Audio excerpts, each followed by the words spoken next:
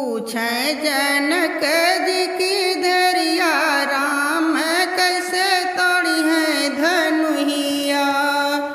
पूछे जनक जी की धरिया राम कैसे तोड़ी है धनुहिया।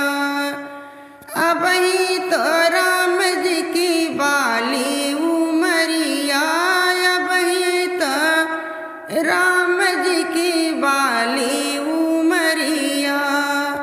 पतली बाउन की कलैया राम कैसे तोड़ी है धनुहिया। पतली बाउन की कलैया राम कैसे तोड़ी है धनुहिया। पूछे जनक जी की धरिया राम कैसे तोड़ी है धनुहिया।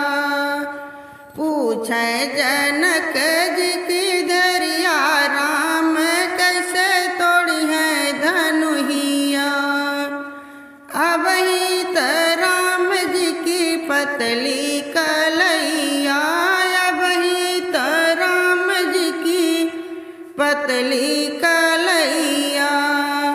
मुड़ी गई है उनकी आंगुरिया राम कैसे तोड़ी है धनुहिया।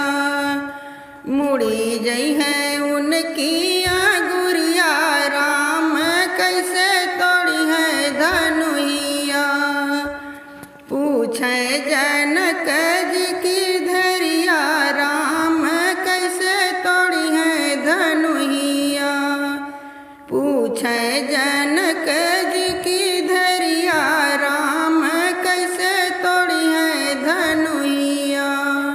राम जी फूल कमल दल ऐसन।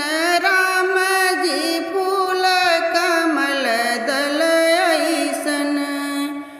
गढ़ुई है शिव की धनुहिया राम कैसे तोड़ी है धनुहिया। गढ़ुई है शिव की धनुहिया राम कैसे तोड़ी है धनु